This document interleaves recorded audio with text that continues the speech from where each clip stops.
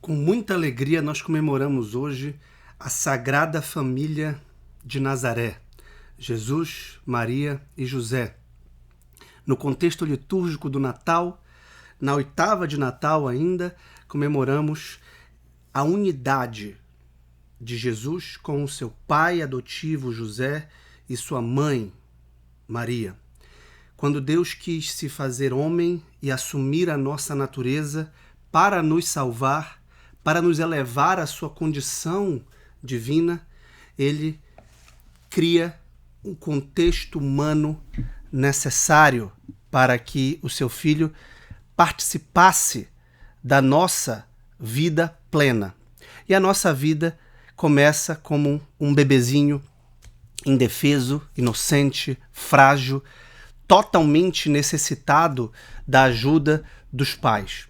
Precisamos 100% dos pais quando nascemos para aprender a comer, a fazer as nossas necessidades higiênicas, básicas, para aprender a falar. E é exatamente esta passagem tão eloquente do Evangelho que nós lemos hoje, de que Jesus crescia nas 3 dimensões da nossa vida: em sabedoria, estatura e graça.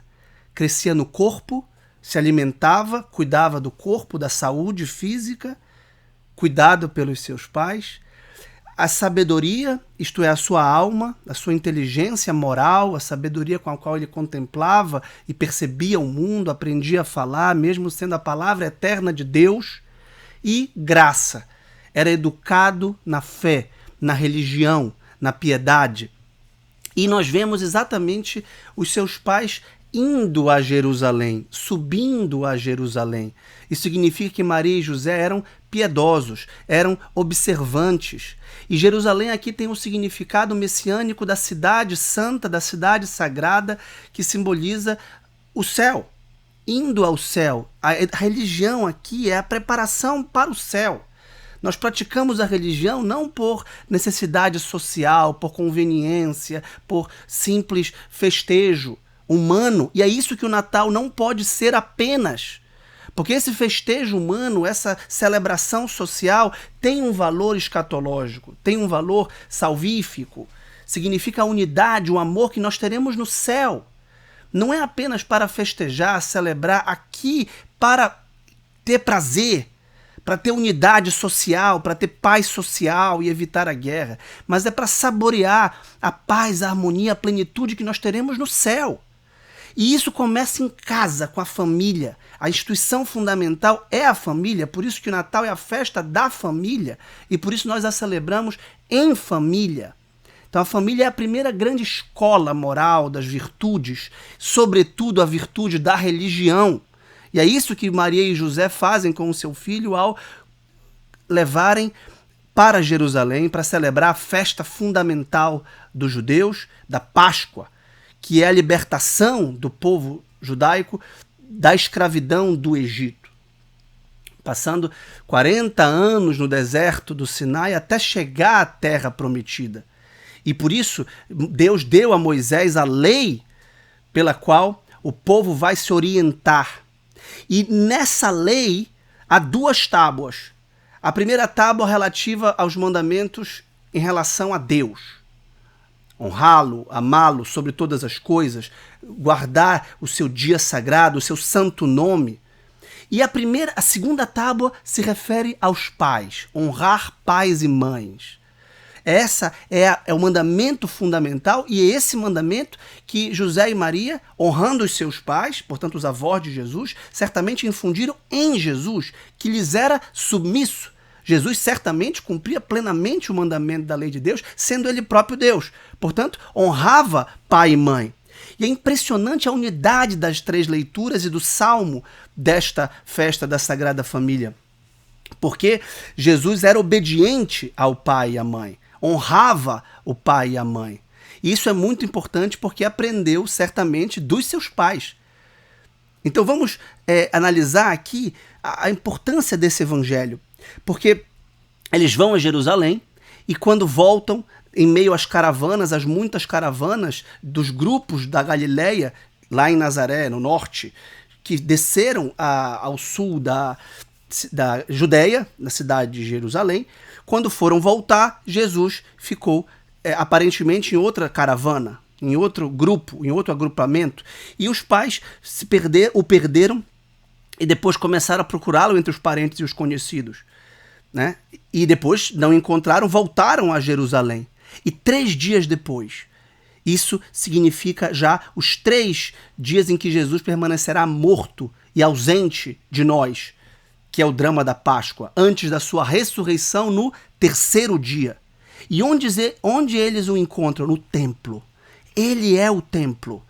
Quando ele morrer no alto da cruz e disser tudo está consumado, o véu do templo se rasgará de cima a baixo.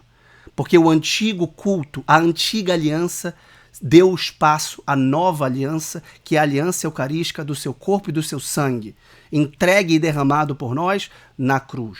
Ele é o templo.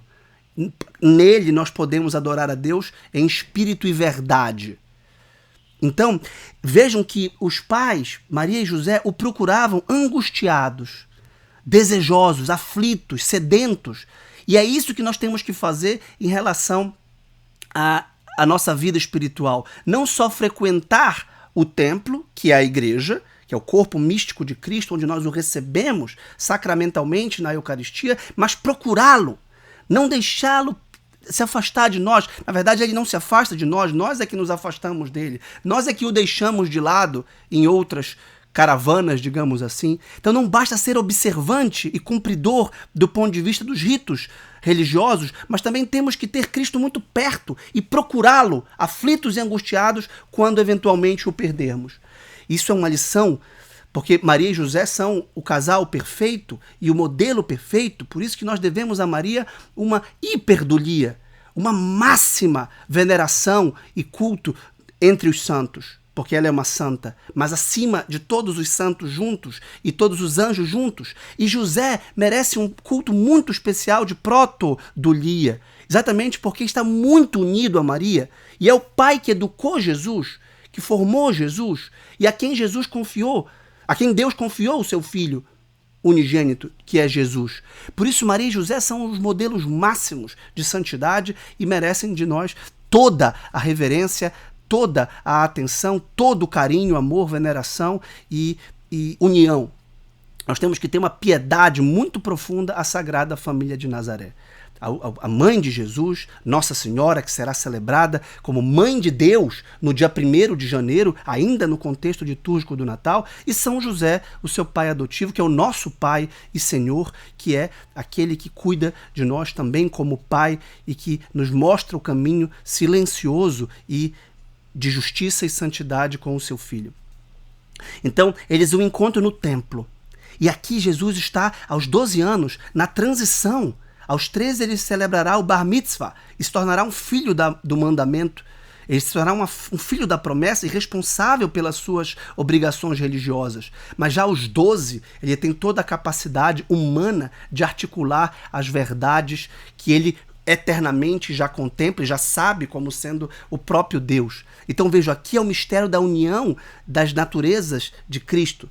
A união hipostática de Cristo, que é, ao mesmo tempo, plenamente Deus, e portanto está na eternidade, e é a palavra eterna de Deus, mas que também é, como nós, plenamente humano, e está no tempo, na história, na educação, na saúde, no ensino, que se dá no tempo. Eu tenho filhos pequenos e acompanho gradualmente o aprendizado na fala, o aprendizado moral, o exercício da inteligência, da memória, da imaginação, da vontade, dos afetos. Jesus passou por tudo isso. E a gente sabe que no campo da educação e da saúde, no tempo, é necessário o cuidado dos pais como maiores educadores de uma criança. E quem é que Jesus tinha como educadores? A educação nessa época não era na escola, ele não tinha um tutor fora, era dos pais. E por isso ele lhes era submisso. Mas antes, qual é o fundamento da submissão? Está na primeira tábua. Nós honramos pai e mãe porque pai e mãe são piedosos, são cumpridores, porque nos ensinam a amar a Deus sobre todas as coisas. E, de fato, Jesus não confunde as bolas, primeiro serve ao Senhor e diz, a primeira fala de Cristo no Evangelho é: por que me procuráveis? Não sabeis que devo estar na casa de meu Pai? A casa do seu Pai é o templo, é onde Deus se faz presente na antiga aliança. E nós temos que tornar a nossa casa, a casa do Pai. Nós temos que transformar a nossa família numa família de Nazaré e a nossa comunidade familiar numa igreja doméstica, em que nós prestamos culto e reverência a Deus. Por isso que Jesus era obediente a José e Maria. Porque o fundamento da autoridade é a piedade. A autoridade é de Deus. Cristo é filho de Deus, é o próprio Deus, por isso ele é o Senhor e tem autoridade sobre nós. Nossa Senhora é a nossa rainha, é a nossa senhora. Nós somos servos de Maria exatamente porque ela é piedosa e remete a Deus, porque ela é a serva do Senhor. Faça-se em mim segundo a tua palavra. Por isso ela tem autoridade, por isso ela foi coroada como rainha do céu e da terra. Repito, o fundamento da autoridade é a piedade. A mãe de Jesus, Nossa Senhora, guardava todas essas coisas no seu coração. É um modelo de oração, de silêncio, de contemplação, de meditação. Eu não entendo, mas eu creio. Por isso, Santa Isabel, nós vimos no 4º domingo do Advento, ao saudá-la, disse: feliz aquela que acreditou, porque lhe será cumprido, porque lhe será realizado. Por causa da fé dela, ela receberá essa graça que lhe foi anunciada, porque ela acreditou. Então é isso que Deus quer de nós, uma cooperação, uma docilidade, uma submissão, para que ele realize em nós a sua graça. E é isso que Jesus, um homem, fez. Cresceu em estatura, cresceu no corpo, comeu, se alimentou, fez atividade, foi crescendo. Cresceu em sabedoria, na sua alma, na sua inteligência, no seu comportamento e em graça. É difícil entender Jesus crescer em graça. A gente acabou de ler em Lucas que Maria tinha graça plena, que Maria não tinha como crescer em graça, porque ela tinha graça absoluta, porque ela foi imaculada, inclusive, foi concebida sem mácula. Mas Jesus crescia em graça, quer dizer que ele praticava, do ponto de vista humano, a virtude da fé, da esperança, da caridade. Isso é extraordinário, isso é um grande mistério. E de fato, diz São Paulo aos Efésios, esse é um grande mistério. O mistério da Sagrada Família é um grande mistério porque é um nexo que une natureza e graça. Natureza é o fato que nós todos temos pai e mãe. E Jesus tinha pai e mãe numa unidade pedagógica. Notem que Maria fala, eu e o teu pai te procurávamos. A unidade, pai e mãe precisam estar muito unidos e buscar a pessoa certa, coisa certa. E nesse caso, buscar Jesus. Pai e mãe, católicos, cristãos, precisam estar voltados a Jesus numa unidade, porque a sua autoridade vai estar fundada na piedade coesa. O filho não pode ouvir do pai uma orientação moral e da mãe outra. Que tragédia o divórcio ou os pais de religiões diferentes e de costumes diferentes, de valores morais fundamentais diferentes. Porque a criança não sabe para onde vai, não sabe qual é o modelo, se sente perdida, se sente desnorteada, toma partido de um lado numa briga. Os pais nunca devem brigar na frente dos seus filhos, diz São José Maria Escrivá. Inclusive eu gostaria de recomendar enfaticamente a homilia de É Cristo que Passa, de São José Maria, falando exatamente do matrimônio como vocação cristã, a santidade do amor humano, que no caso de José, casto, se manifesta pela pureza, já que Maria foi intocada, sempre virgem. E aqui que entra a dimensão sobrenatural, porque esta família não é uma família qualquer, é uma família composta por uma virgem. Nossa Senhora é virgem. Jesus é filho do Espírito Santo, é fruto da graça. Então a gente tem a natureza e a graça interpenetradas, compenetradas. Esse é o mistério da graça que não exclui a natureza, da natureza que é levada ao nível da graça. De Jesus que aprendeu a falar, como a palavra eterna de Deus que fez céus e terras, aprendendo a falar, balbuciando, errando a pronúncia, errando a concordância. Seria extremamente inaceitável, escandaloso para um filósofo da antiguidade que tinha um alto conceito do logos, da sabedoria, do espírito imaterial, das proporções harmônicas do cosmos, ligados à ciência, à matemática, à cosmologia, ter que olhar para uma criança como os reis magos se prostraram, como os anjos se prostraram e cantaram a glória, porque Deus estava plenamente presente e Deus era esta própria criança. Não a habitou provisoriamente, como se um espírito se incorporasse provisoriamente de forma extrínseca e depois deixasse o corpo como um receptáculo ou como nós deixamos um carro que utilizamos de modo mecânico, sem se confundir com ele. Mas não, Cristo assumiu a natureza humana, por isso crescia em graça, crescia em sabedoria, crescia em estatura. Esse é o grande mistério. Matrimônio e virgindade. Esposos, teu pai, tua mãe, mas ao mesmo tempo Maria plenamente entregue ao Espírito Santo e virgem. Este é o grande mistério da família de Nazaré, que tem uma dimensão plenamente moral quando nós pegamos as primeiras leituras, porque no livro do Eclesiástico, que era o livro que era lido na Assembleia, na Eclesia, um livro tão importante, escrito em grego, inclusive, na tradição judaica se lê: quem respeita o seu pai terá vida longa, e quem obedece ao pai é o consolo de sua mãe. A gente lê: Deus honra o pai nos filhos e confirma sobre eles a autoridade da mãe. Quem honra o seu pai alcança o perdão dos pecados, evita cometê-los e será ouvido na oração cotidiana. Ou seja, é a ligação das tábuas da lei mosaica que eu mencionei. Honrar pai e mãe agrada a Deus, é a vontade de Deus. Perdoar os pecados dos outros, né? Honrar pai e mãe nos faz ter os nossos pecados perdoados. Quem honra o seu pai terá alegria com seus próprios filhos. Então você é filho e será pai. E será um bom pai, tanto quanto o seu pai foi para você. Com todas as suas dificuldades e limitações, ele lhe deu a vida. Honrar aqui significa a gratidão profunda que todo filho tem que ter em relação ao pai. O pai participou da criação divina do seu corpo. Deus criou a alma, mas a sua alma está unida substancialmente ao seu corpo, e foi o seu pai que lhe deu, junto com a sua mãe. Então a gratidão a Deus pela vida passa pela gratidão ao pai que nos deu o corpo e que nos deu a educação. Com todas as suas limitações. Você não teve José e Maria como pais na terra, mas os tem no céu. Pode chamar São José de pai, pode chamar Maria de mãe, porque de fato o são, porque nós participamos da vida de Cristo como cristãos. No Salmo nós lemos: feliz és tu se temes o Senhor e trilhas o seu caminho. Para grande parte de nós o caminho será o caminho matrimonial. Nós somos filhos, todos somos filhos, não existe quem não seja filho. E a maioria de nós será pai na carne. Outros serão pai no espírito. Os que são pai na carne têm que cuidar, têm o dever de trilhar o caminho da piedade para que os seus filhos se espelhem neles. O maior exemplo, a maior educação para os nossos filhos é pelo exemplo.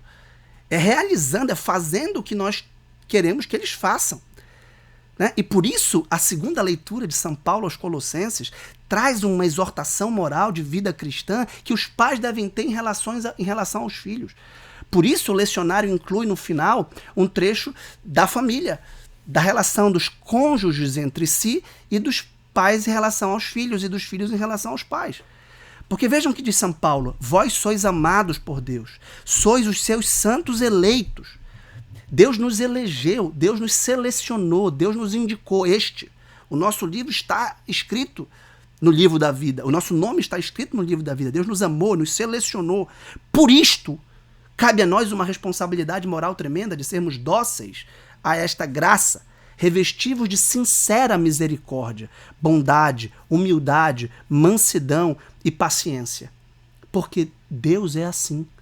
Cristo é assim: aprendei de mim, sou manso e humilde de coração.